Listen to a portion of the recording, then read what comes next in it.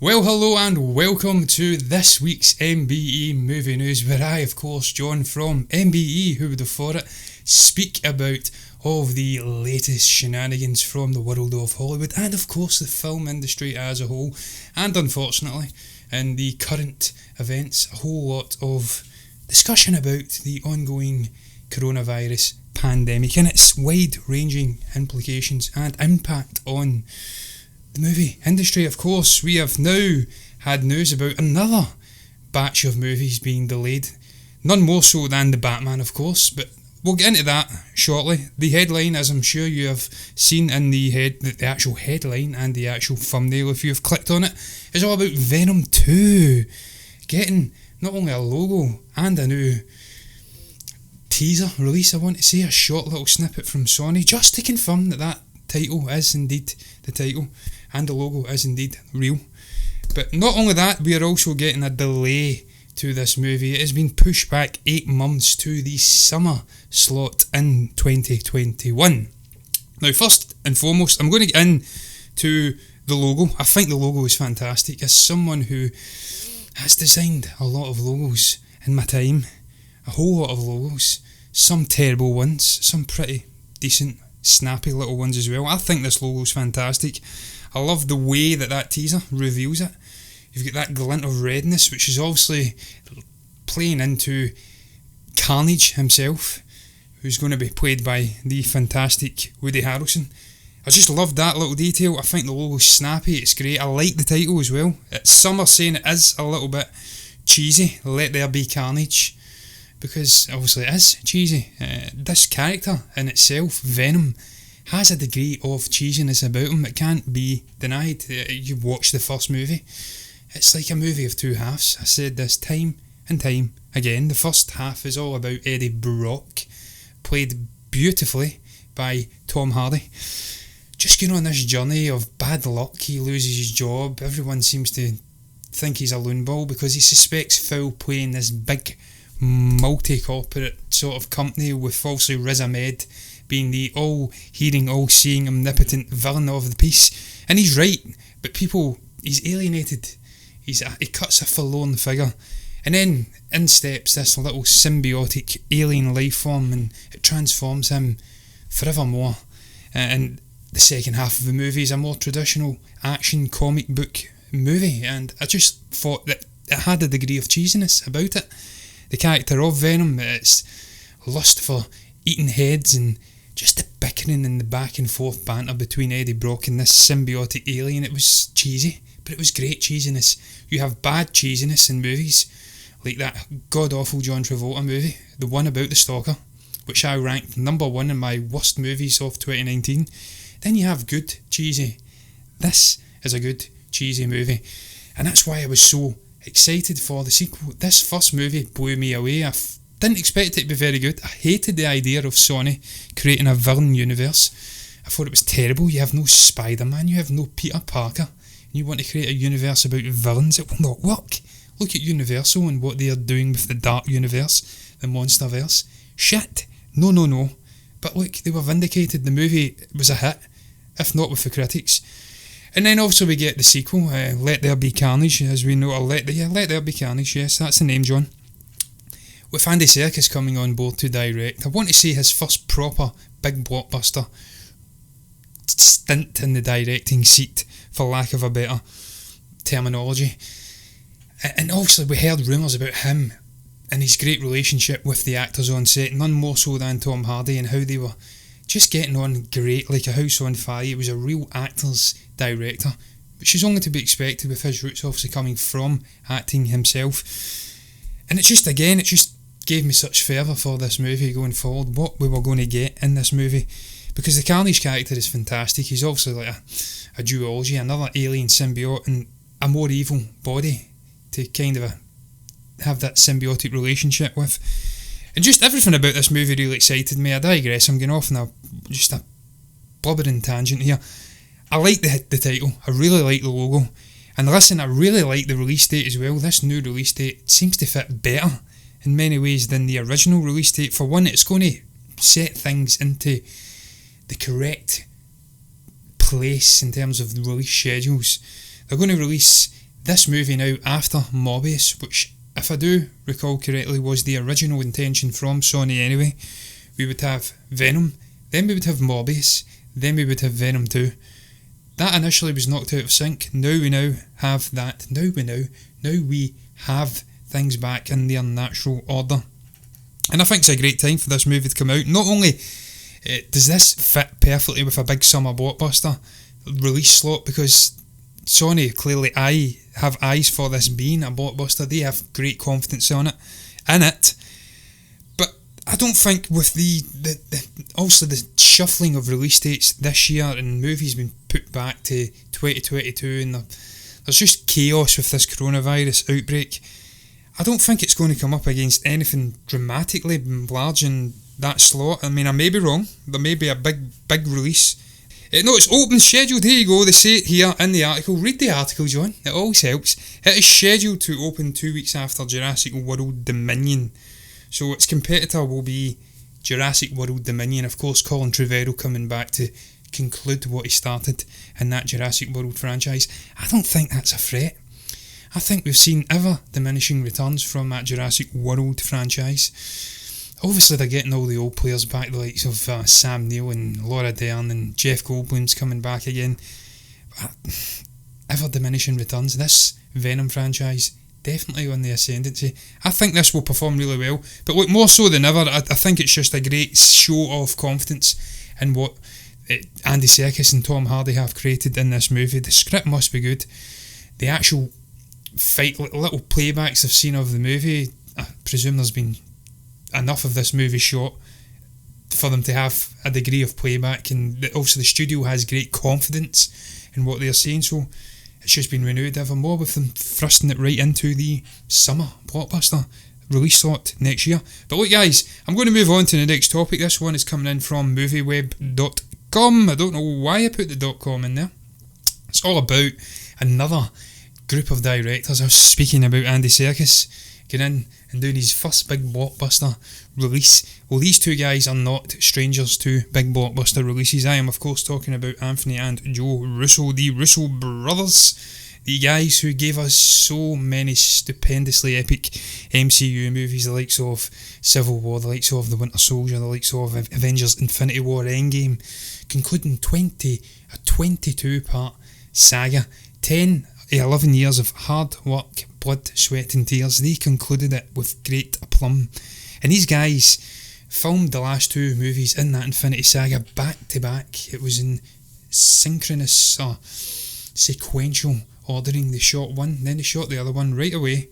And they also flung in a little Captain Marvel sort of thing where she appeared there, then she went off and done her actual own standalone movie afterwards. So these guys are no strangers to making life hard for themselves, to frenetic schedules and calendars and diaries, and they're continuing this. It's clear that after their stint in the MCU, they have not lost their fervour, the enjoyability of working under tight constraints. I think they're doing a movie with Chris Hemsworth. It's coming out shortly, an action movie, maybe on Netflix, I may be wrong.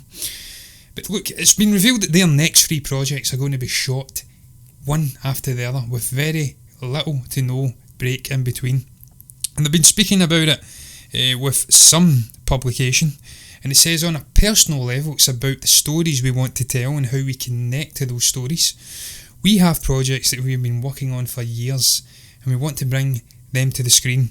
We have secret projects, big new universe projects, that excites me, that we are working on that we want to bring to the screen. They've then went on to further say that we have got 3 projects ready to go that we will probably direct in succession over the next 2.5 years. We're going to be very active, we'll announce those when the time is right, but they run the gamut, and we of course love action, so I'm sure one of those could be in an action movie.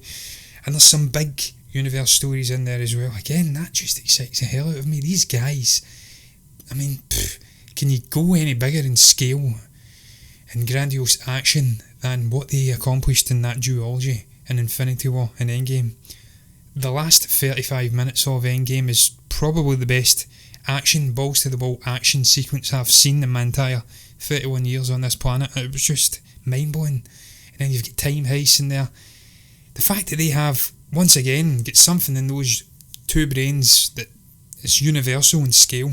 That just excites the absolute hell out of me. The fact I've got different sort of stories working away in the background, and they are so confident and excited about what they have that they just cannot wait to bust out and get them made and in the can and out for us to watch, and as many eyeballs to watch as possible, hopefully in a cinema, not on a tablet. I don't mind sitting in my arse watching many movies on tablets and on a lovely 4K monitor, which is in front of me just now, a big old monitor, but I still prefer going to the theatre to watch a movie the way it was supposed to be consumed, on a silver screen. So with these guys and their propensity for loving big action and big bombastic visuals, I feel like that is probably the best place to watch it, and I hope we get back to that soon. But look, coronavirus tangent out the way, they were not to say 2 hour narrative is very specific, and when you get to 10 hours you can make a lot of different choices. This is them talking about TV, that even though some of these projects may be shot sequentially, doesn't necessarily mean they are all going to be movies, feature length movies. Some of these stories they have in their mind could be converted to TV medium, and indeed they say that. You can also get your audience more invested in your characters, because on a practical level you're spending more time with them. We love all mediums, we've worked with them our entire careers. We have no bias about that, we have never had it. We don't try to take a point of view that is one is better than the other. Different mediums work for different stories depending on what story you want to tell. 100% we are interested in committing to long form project at some point. It's not one of the next 3 things. So there you go, actually I'm talking crap. The next 3 projects will be films, but they are definitely interested in committing to making TV shows in the near to medium future. So look, that's something that excites me as well, with the ongoing golden era of television. To have guys of that ilk and that gravitas coming into the TV medium would be something to behold. It would perhaps show up a Bainoff and Wise in what they have done with Game of Thrones, because these guys know how to tell stories and they know how to work with amazing calibre of actors. But look, I'm so excited for these next 3 movies. I can't wait to see what these guys are going to give us, what calibre of cast they are going to attract with their CV, what they've accomplished, what calibre of crew and just amazing technical people they are going to be able to bring in. Could they attract an Alan Silvestrian to score one of these movies? Lord knows. I like that enthusiasm that these guys have, that they are so excited to just dive right in and work on these movies back to back. It worked well for them on the Avengers movies, and Lord knows I have every confidence it will work well for them in these next 3 movies that are set to come out. But look guys, I am going to, talking about back to back and just battering through, I'm going to batter through onto the next topic, and this one is distinctly different from the last 2.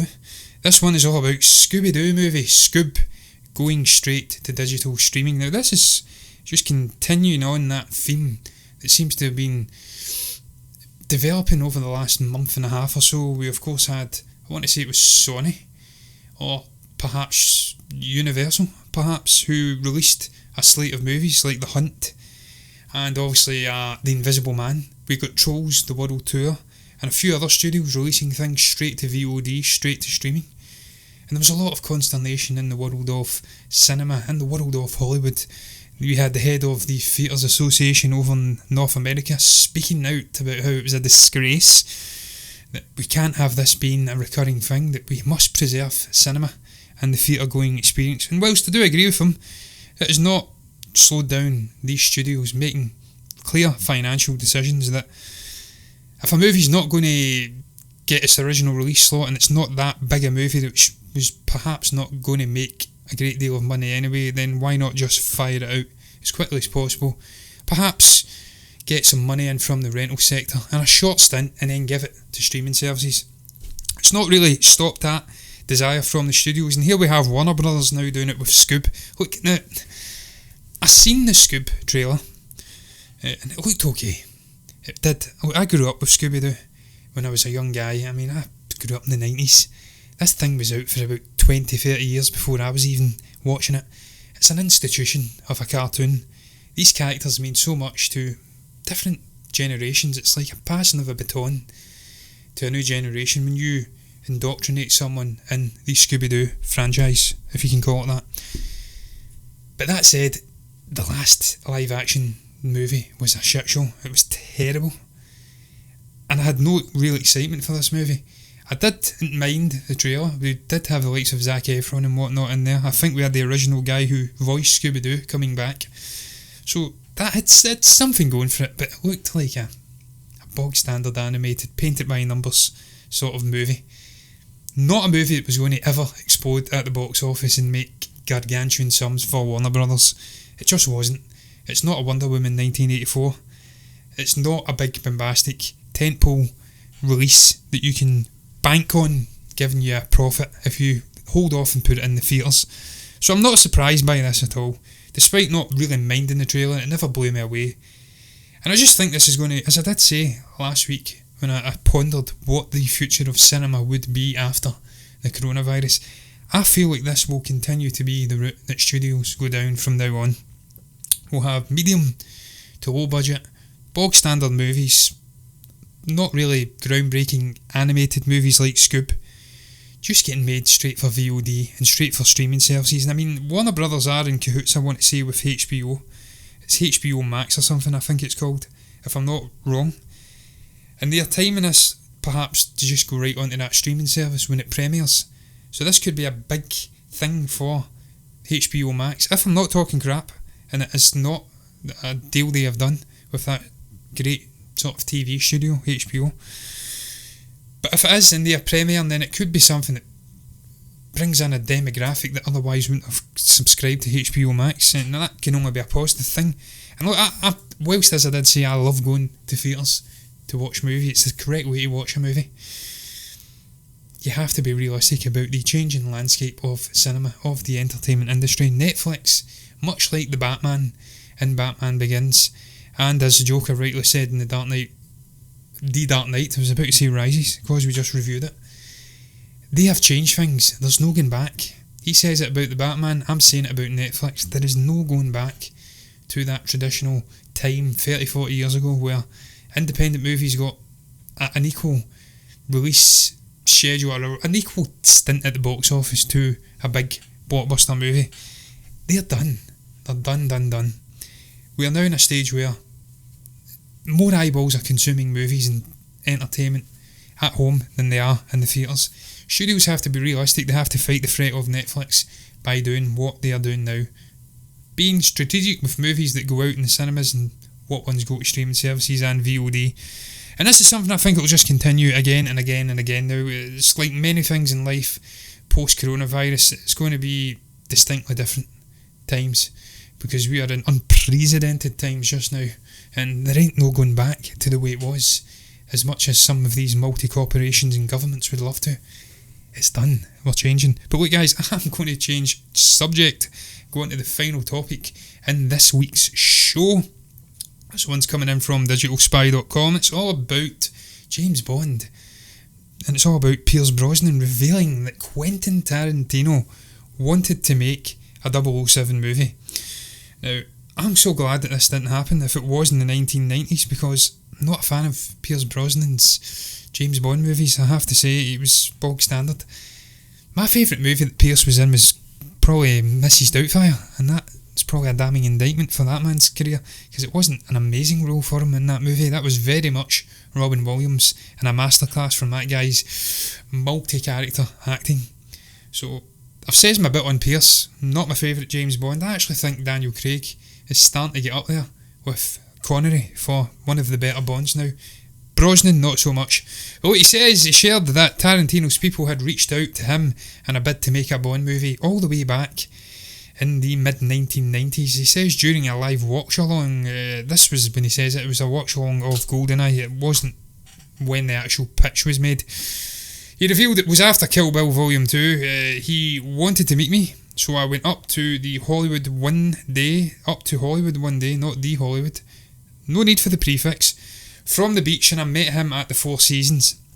This was to Esquire, incidentally. He says, I got there at 7pm. I like to be punctual.